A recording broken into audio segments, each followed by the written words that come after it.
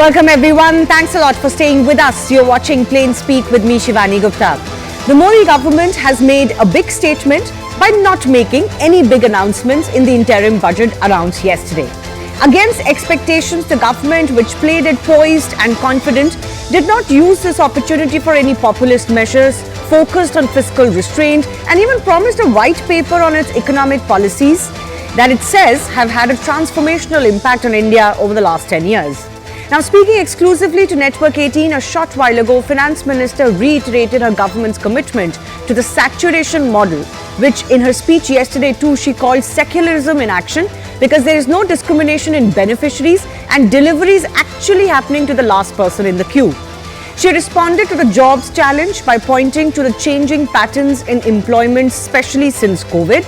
And on the all-important announcement of the white paper on economy, she mentioned how Prime Minister Narendra Modi has been thinking about this for a while, particularly to showcase the reasons why we were languishing as the fragile five 10 years ago and what it took to bring India to the top 5 economies of the world. But he did not do it because the faith in India's systems would have been shaken had they revealed the situation before restoring it to health. Remember, the opposition, while in parts welcoming capex increase to 11.11 lakh crores, has termed the budget lackluster and failing in addressing the issues of the public.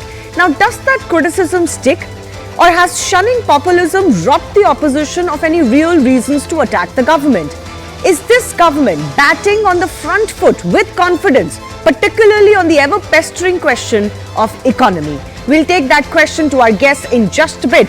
But let me first break down some of the highlights of the exclusive interview with Nirmala Sitharaman with Rahul Joshi, Network Editor-in-Chief, just a short while ago. There are multiple headlines coming out. Headline number 1.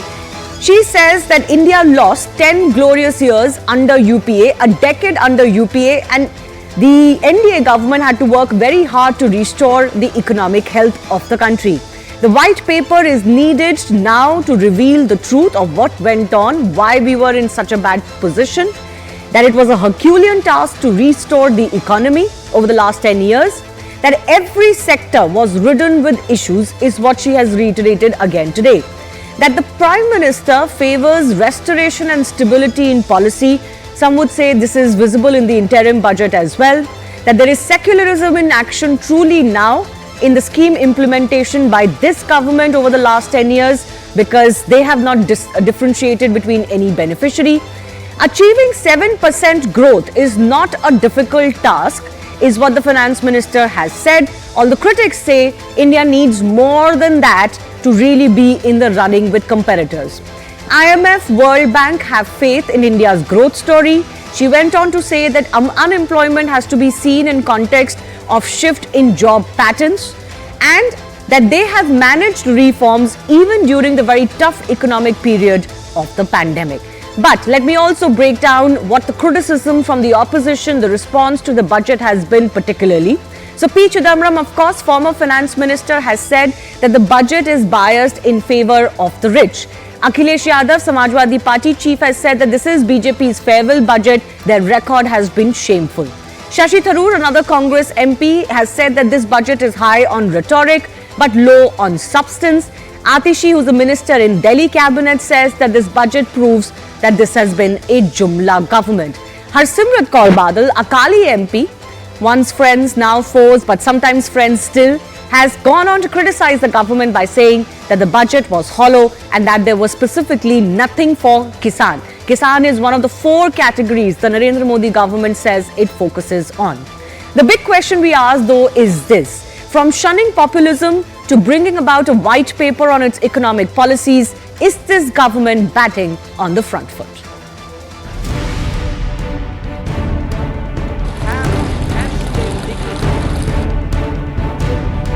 Because of the vision with which Prime Minister is committed to serve this country, is actually serving the common people in letter and spirit.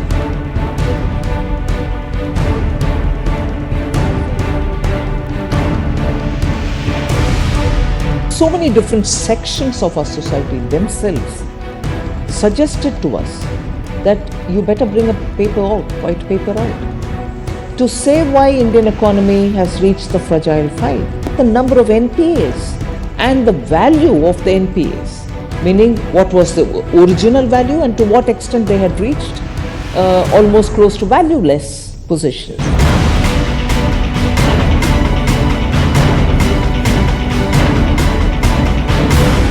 The biggest strength under Prime Minister Modi is stability in policy.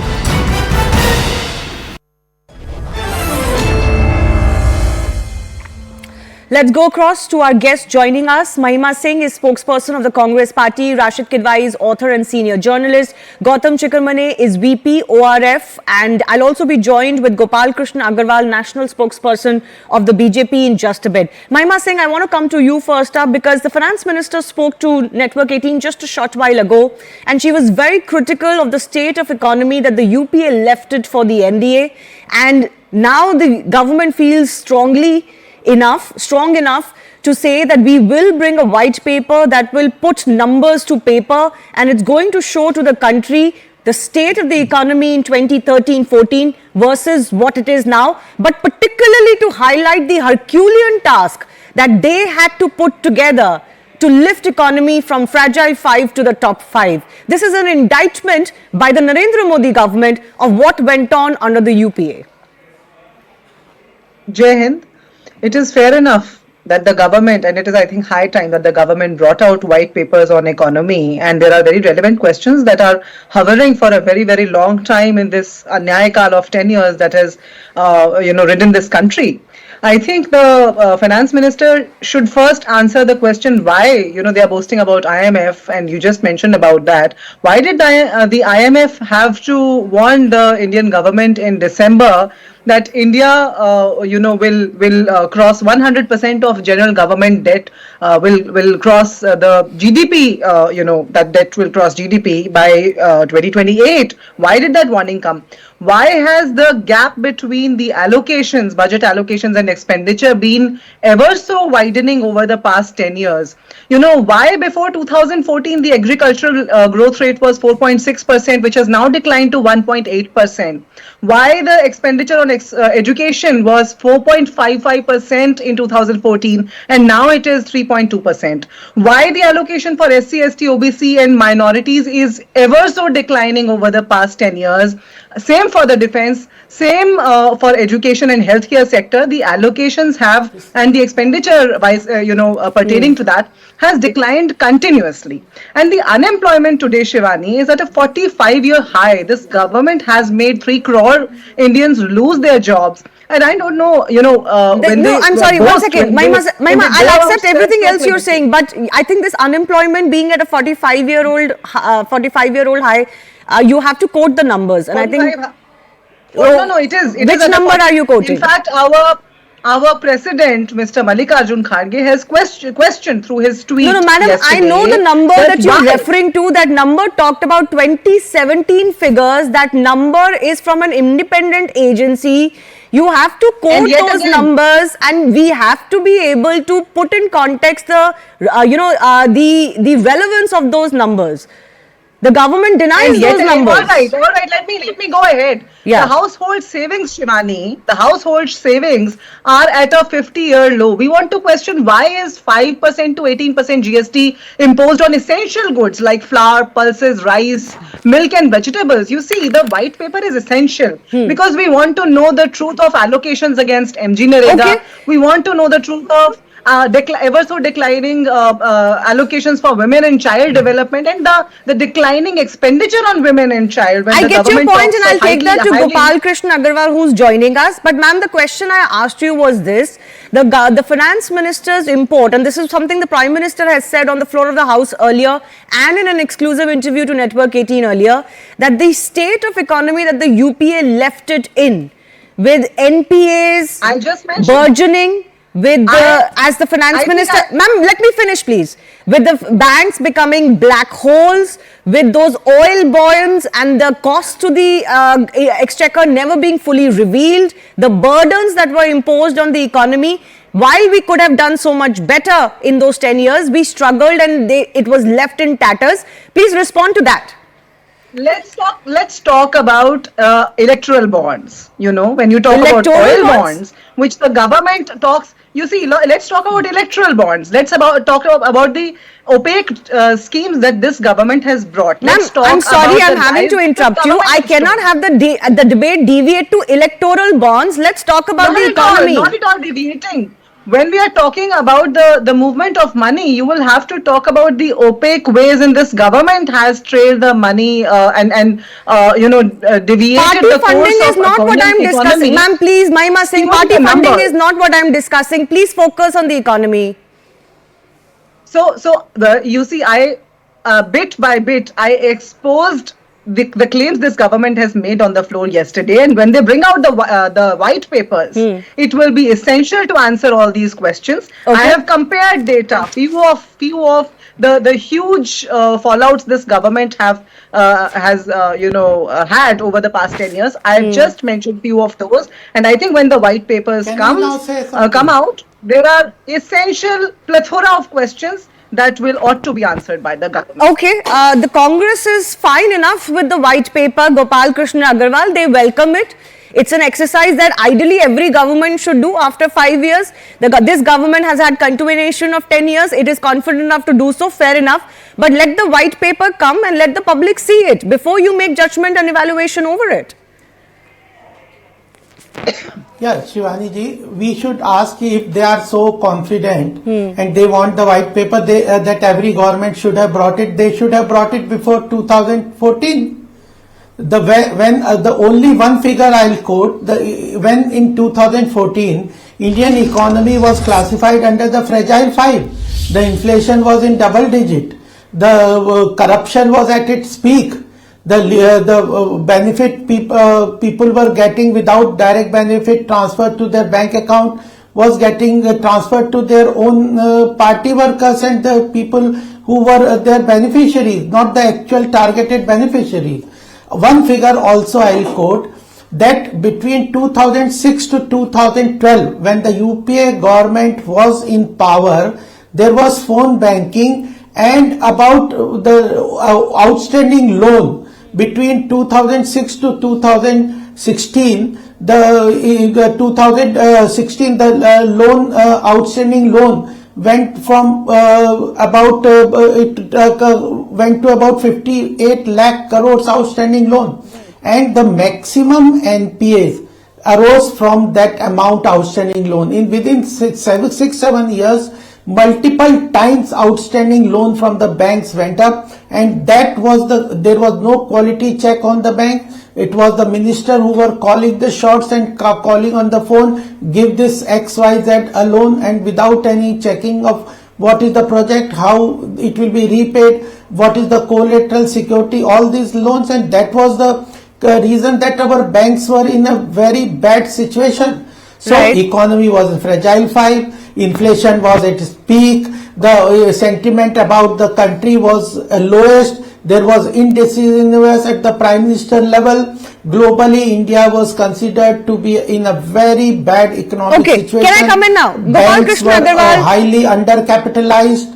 Gopal Krishna Agarwal, at the same time, the criticism is that while the current government projects everything as absolutely hunky-dory, the reality on the ground and on the streets is different. Why does the government also not acknowledge there are certain issues that persist? I am not going to harp on the evergreen issue of inflation. I think on inflation, the government's record is pretty decent despite upheavals globally and otherwise. But for example, unemployment and jobs, the distress that has been caused to the public and to how much we have been able to recover that are real questions. Yeah, Shivani ji, I'll come to this question alone. We never shy from acknowledging the challenges. If we are shy from acknowledging the challenges, how we are working for them?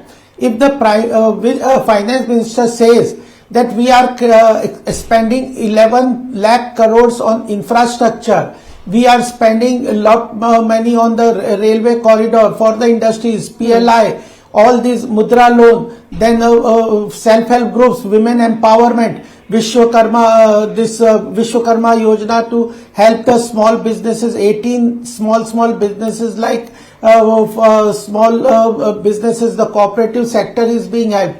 So a challenge of the economy for creating employment is definitely in our side. Okay. How do you tackle this? Yes. FML said you cannot give a government job to everybody.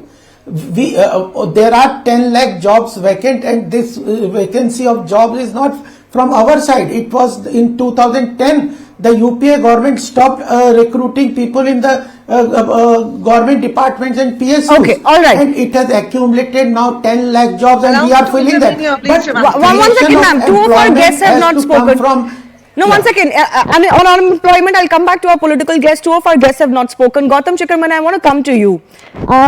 Do you see this as a sign of extreme confidence and also a slightly political move to bring in this white paper, where on one aspect the government is very clear about what it has done and what it has been able to achieve over the last 10 years? On another aspect, white paper doesn't say only goody things. It will Achha. talk about the past issue, how we have come out to this. that's what I'm saying. That is where the political angle is. Gopalji, be patient. I get your point, but let Gautam come in on this. The fact that they want to compare, one second, the fact that they want to compare it to the last 10 years, it is also to shine a light before an election that look how bad it was in 2014 and look how we have recovered from that. This finance minister is stating that intent. It's not something I am making up. But Gautam, how do you read this? Gopalji, please, 1 second. Firstly, I don't know how many people will actually read that white paper other than 17 and a half analysts, in India, and maybe 3 and 4 abroad. I think they will table this in Parliament. Gautam, I think they'll table this in Parliament and there will be a debate in Parliament. Of course they will. I'm just wondering how many will sit down and read it. Right. But having said that, it's the fact that... Do you want me to continue? Yes, go ahead. Please. I request everybody else to please patiently listen. He's waited for his turn. Gautam. Yeah. So I don't think people vote on the basis of white papers or claims. I think they vote on ground realities that may or may not be in sync with the economy. In fact, in our discussion yesterday, I was wondering, how is it that does good economics translate into good politics? Right. The answer so far has been no, except for the second term of Narendra Modi.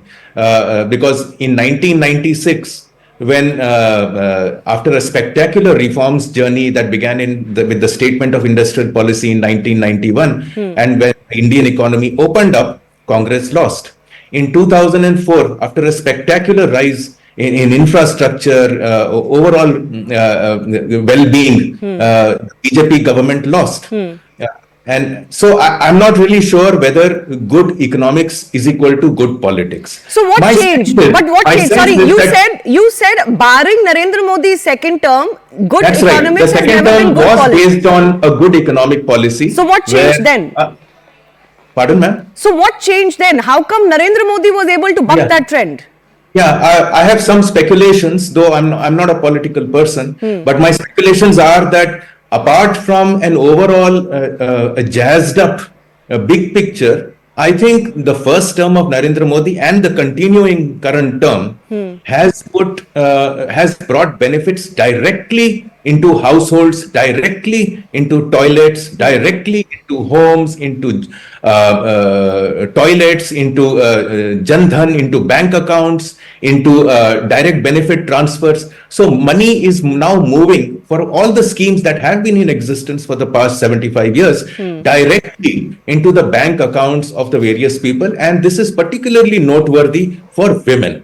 And so far women were not deprived, but there was a friction, there was a cost that they had to incur to get that money. Now it's going straight into their bank account. So I think healthcare, the number of schemes, the number of touch points that the NDA government from 2014 till today has been able to reach individual households. I have not seen such a political economy before. Right. So maybe good economics, good policy may turn out to be good politics as well. Good political outcomes as well. Rashid Kidwai, in fact, Nirmala Sitharaman has touched upon this in her interview today to us but also in her speech yesterday, that the saturation model, the fact that the government is able to saturate the length and breadth of the country with the benefits that are intended for the public, is true secularism in action. Because they, one, don't differentiate between who the beneficiaries are, and secondly, it is actually reaching the public. Unlike schemes being on paper, what she called it, outlays versus outcomes focus. Is this the reason why the Narendra Modi government is on the front foot when it comes to economy? Because economy is an evergreen subject, inflation is an evergreen subject, jobs is an evergreen subject. No matter where an election is fought when, these issues are always discussed. But this government seems confident on these issues. Yeah, Shivani, I wish I could say yes to your question. As Gautamji was saying, you see, it is in India, it is politics that dominates over economy. Both sides, Congress and opposition, Congress in opposition or BJP opposition, almost, marshal the same set of arguments about everything. What is the qualitative difference between Narendra Modi government and previous Dr. Manmohan Singh government? Manmohan Singh government also had a lot of welfareism. But in Mr. Modi and in the current NDA, there is a golden triangle of a decisive leadership, welfareism, and plus this cultural and muscular nationalism. So people are, even when they are facing economic hardship in many matters, in case of glass being half full or half empty, people have, something to look forward to. And that is where I think the Congress is lacking, because the Congress is criticizing a lot. But Congress does not have a positive agenda. And or an alternative. Making a decisive difference. But I take your point, Rashid Gidwai. I'll let Gopal respond to that. But would it be fair to say that people are distressed, but they just don't care because of Mandir? Is that also not, a little bit frivolous to suggest? Because ultimately the public votes, like Gautam was saying, maybe not on a white paper either, but they're not going to vote only on sentiment alone. They're going to vote on whether their lives are becoming better, not better, could become better. Yes, hope is also a factor. So is it fair to say that while the public is in large distress, but somehow they're still voting for Modi? No. I think, Shivani, you kind of misread by this thing. What I'm saying is half the people are happy, half are not happy. I find this whole thing problematic in the sense when we say that the government is, feeding 80 crore people. We are capable of doing this. It's very welcoming. At the same time, 80 crore is a very big volume when people are getting subsidized food. It is a bit problematic. But yes, this is the right point. But what I'm saying is, Mr. Modi has been able to, and the BJP and Nirmala ji and everyone else is being able to package it very well. And UPA lacked that kind of packaging. So that's why they lost. That's why the Congress and the entire opposition is not in contention now for power. Gopal ji, please respond. Packaging but not substance. No, actually, Shivani, I tell you, because good economics in good politics is the relation that we have been able to establish. I'll tell you one thing. It was a large budget before this election. There was every pressure and everywhere everybody was thinking that government will come out with a populist budget. But Prime Minister Modi ji and Nirmala ji stuck to the issue of good economics. One example I give you about the capital expenditure they have increased. Second is the fiscal consolidation glide path roadmap. We have achieved, we had targeted 5.9% to the fiscal deficit to GDP ratio. It has come down for the last year to 5.8 and for the current year it is targeted to 5.1%. This only figure gives a lot of confidence to the people that we consider economics an important part. Second is that it is not only the economy which is growing, it is also the welfare also is going. The Pradhan Mantri Awas Yojana, where we have achieved a target of 3 crore houses, the target has been increased to 5 crore. Additional 2 crore houses will be given. Same way Ayushman Bharat, the Anganwadi workers, the Asha workers have been included into the Ayushman Bharat scheme. So the thing is rooftop, 300 units of free electricity And it's not only just giving free electricity. The issue of free electricity with rooftop solar energy creates a green energy also. I understand. Talks about no, those are announcements in this budget of the country and creates a capital expenditure. I get what you're saying. It's a healthy way to give incentives to the public instead of just announcing free electricity units. At the same time, create economic growth for the country. Okay. Consider fiscal surely this budget is not what is giving you confidence. It is the track record over the last 9.5 years. I've got just about a minute left. I'll give it to Mahima ji. Mahima ji, is the Congress failing in providing an alternative, but is harping on criticism alone? And is that what is creating a problem? You must present an alternative vision to the country, economically.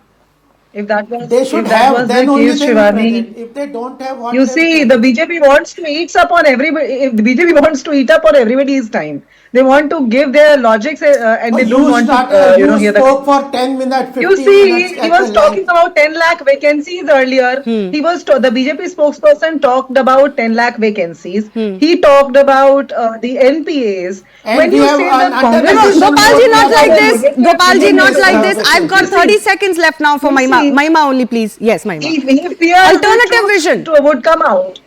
You see, negative perspective is when the BJP says that we have not fulfilled 10 lakh vacancies in 10 years because the UPA stopped admitting people against those vacancies. That is negative perspective. Negative perspective is when the BJP spokesperson does not talk about the 12 lakh crore write-off of the bad loans, but only talks about the NPAs 10 years ago under UPA's rules. You see, a bad perspective is when they do not admit that 2014 we were at 8th rank globally as an economy, and now in the 10 years they have not been able to, they've only brought us to the 5th. In 70 years we brought ourselves to 8th.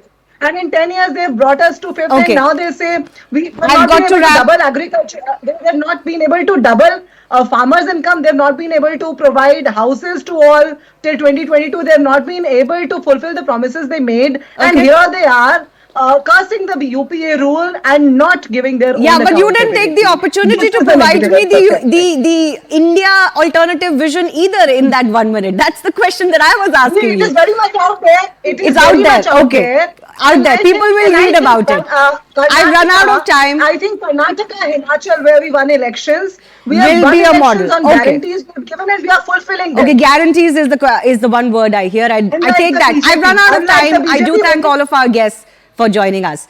Coming up on the other side, we take on the big question that is being debated these days. Why do Kashi, Mathura, Ayodhya matter? And why is it important to rebuild temples exactly at these sites? Are we in a civilizational quest? I decode that with Sanjeev Sanyal, author and historian, in an exclusive conversation coming up in just a bit.